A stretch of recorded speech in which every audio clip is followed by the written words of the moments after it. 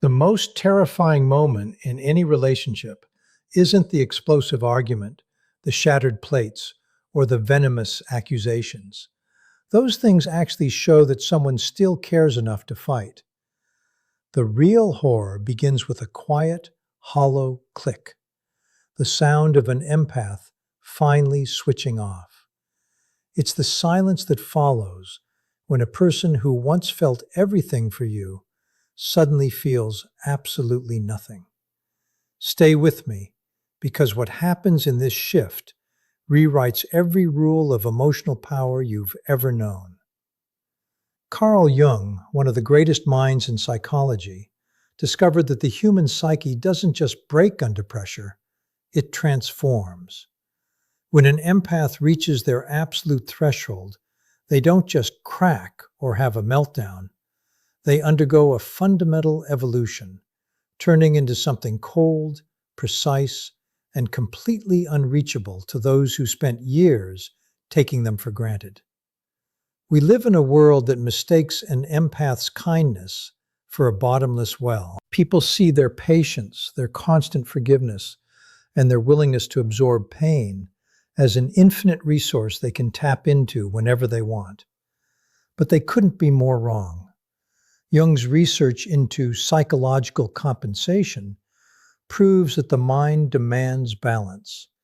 If you force an empath to suppress their own needs, their boundaries, and their anger for too long, those feelings don't just evaporate into thin air. Instead, they ferment beneath the surface until they hit a critical mass.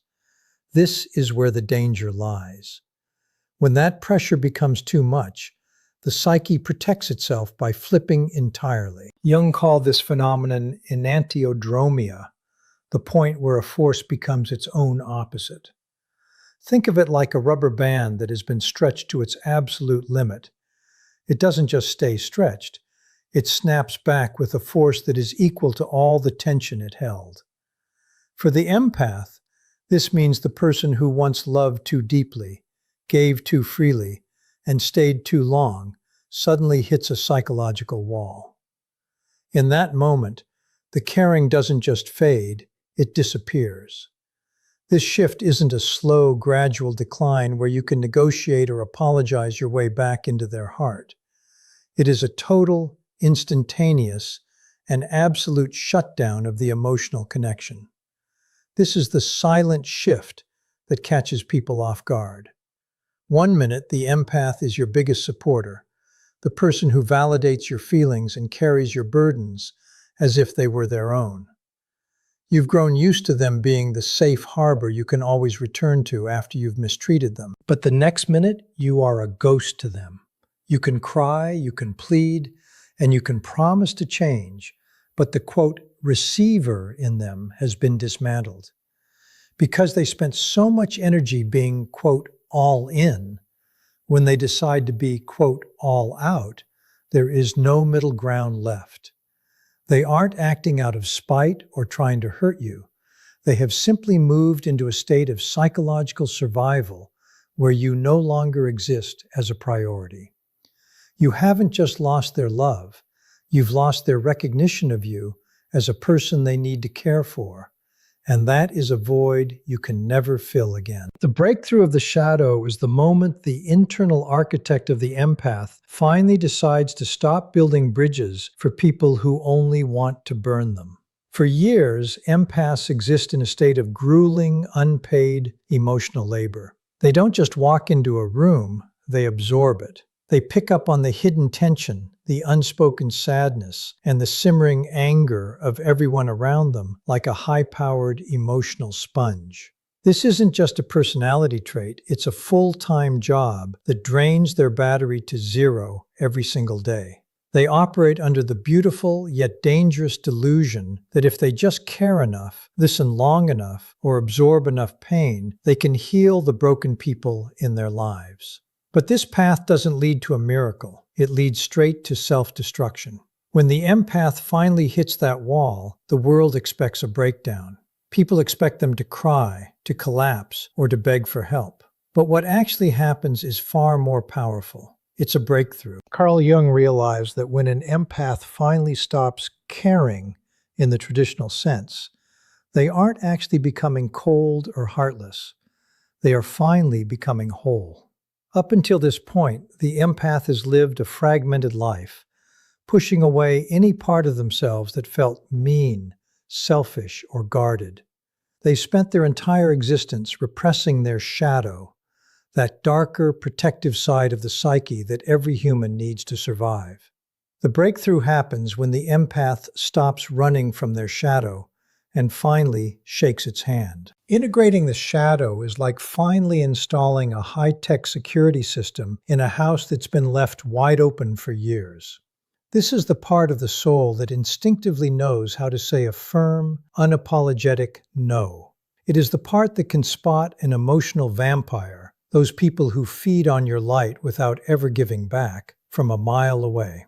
The shadow understands a hard truth that the polite empath was too afraid to face.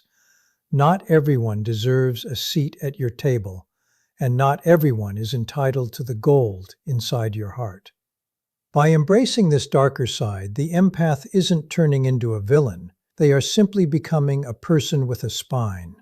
They are learning that being good does not mean being a doormat. This transition is the core of what Jung called individuation, the process of becoming who you were actually meant to be. In this stage, there comes a fork in the road where you must make a radical choice. You either choose the world or you choose yourself. For the empath, this choice feels like the ultimate betrayal. They have been conditioned by society, family, and toxic partners to believe that putting their own needs first is the definition of selfish. They've been taught that their only value lies in how much they can endure for others. But Jung exposed the lie in this logic. He argued that self-abandonment, denying your own needs to keep others happy, is actually the greatest act of violence you can commit against your own psyche. It is a slow-motion suicide of the soul. When an empath finally stops this cycle of internal violence, a miraculous shift occurs. They don't lose their ability to feel deeply, and they don't lose their compassion. Instead, they gain something they've never had before: ironclad boundaries. They stop being a sponge and start being a filter. They trade that infinite patience, which was really just a lack of self-respect, for what Jung termed psychological sovereignty. This means they are finally the rulers of their own internal kingdom. They no longer ask for permission to protect their peace. They don't negotiate with people who drain them. They have finally realized that their energy is a currency, and they are no longer handing it out for free to people who don't know its value. The shift into psychological immunity is the moment the fog finally clears, and it happens with the quiet precision of a key turning in a lock. For years, the empath has been pouring their life force, their time, and their sanity into a bottomless well, hoping that one day the water would finally rise. They've been exhausted, drained, and desperate. But then, in a single, unceremonious instant of clarity, they just stop. There is no grand explosion, no screaming match, and no dramatic exit. It is a silent internal no that changes the molecular structure of the relationship. They simply refuse to participate in their own diminishment any longer. They realize that the well isn't just empty, it's broken, and no amount of pouring will ever fix it. This is exactly where the situation becomes chilling for the manipulator. You see, a manipulator's entire playbook relies on two specific hooks: guilt and hope. They keep the empath tethered by making them feel responsible for the manipulator's happiness, or by feeding them just enough hope that things will get better if only the empath tries harder. It's a psychological leash that has held firm for years. But the moment the empath reaches true emotional detachment, they develop what can only be described as psychological immunity. It's as if they've been vaccinated against the very tactics that used to destroy them. Suddenly, The guilt trips that used to cause sleepless nights don't even register. The accusations of being selfish or cold no longer sting. They just sound like background noise. When this immunity sets in, the manipulator's most powerful weapons become completely useless. The love bombing, those grand fake gestures of affection meant to suck the empath back in, suddenly looks transparent and desperate. The empath sees the strings behind the puppet show. They aren't looking through the eyes of a victim anymore. They are looking through the eyes of a witness. The leash hasn't just been loosened, it has been cut at the base. The manipulator will often try to pull harder, using every trick in the book to spark a reaction, but they find themselves pulling on thin air. The emotional hook that used to live inside the empath's chest has been removed, leaving nowhere for the manipulator to latch onto. What makes an awakened empath truly untouchable is that they are no longer operating from a place of bitterness or revenge. Bitterness is still a form of connection. It's a hot emotion that keeps you tied to the person you hate. But the awakened empath has moved past that into radical acceptance. They don't hate you. Hating you would take too much energy. Instead, they simply see you accurately for the first time in the history of the relationship. The distortion of hope has vanished. For years, they didn't see who you actually were. They saw your potential or the person they hoped you would become. Now, that filter is gone. They see the patterns, the lies, and the lack of empathy with clinical, haunting clarity. In this state of radical acceptance, the empath finally drops the heavy burden of trying to fix or save you. They have removed the filter of compassion that used to excuse your worst behaviors. They no longer believe the lie that their love is a magic wand that can heal someone who refuses to do the work themselves.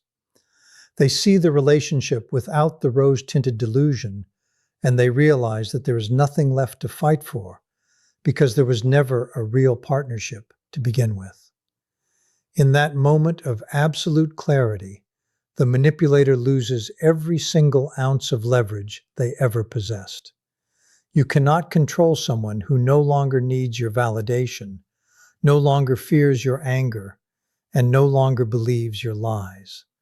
The game is over because the empath has finally realized they were the only ones playing for keeps. The power of indifference is the final stage of an empath's evolution, and it is the most formidable position a human being can occupy in any relationship. This isn't the cold, calculated indifference of a person trying to play hard to get or win a power struggle. This is an indifference born from deep, hard-earned wisdom. When an empath finally stops caring, they don't transform into a villain or become cruel. They don't have the energy for malice, and frankly, they don't think you're worth the effort of a grudge. Instead, they simply become unavailable, emotionally, spiritually, and physically. They don't seek revenge because they've realized that the best payback isn't hurting you, it's making you irrelevant. They simply disappear from the equation of your life, leaving a void that no amount of noise can fill. In this state, the empath undergoes a massive behavioral shift that leaves the other person spinning. They stop explaining themselves. They stop defending their reality. Most importantly, they stop trying to make you understand their point of view.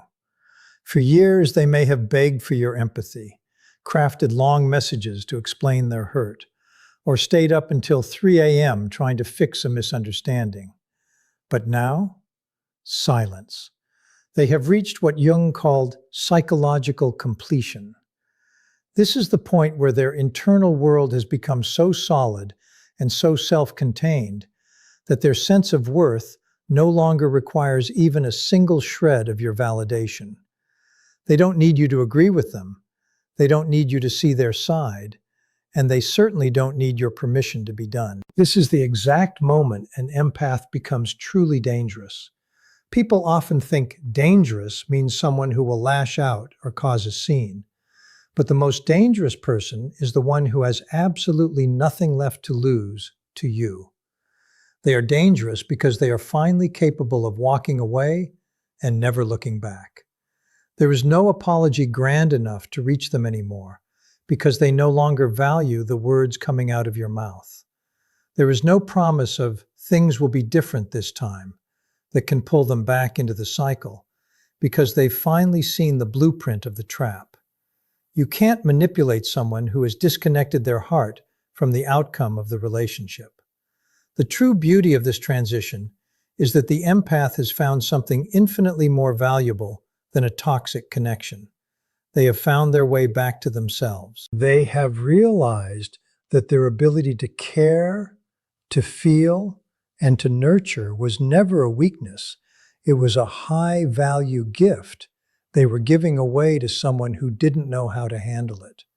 By reclaiming that gift, they are finally whole again. Once that gift is withdrawn, the power dynamic shifts permanently.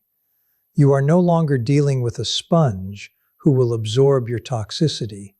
You are dealing with a sovereign force that you can no longer influence, move, or control. They have returned home to who they always were before the world convinced them that suffering was the price of love. When an empath is done, they aren't just leaving you, they are arriving at their own doorstep, and they are locking the door behind them. Ultimately, the withdrawal of an empath's care is the loudest silence you will ever hear.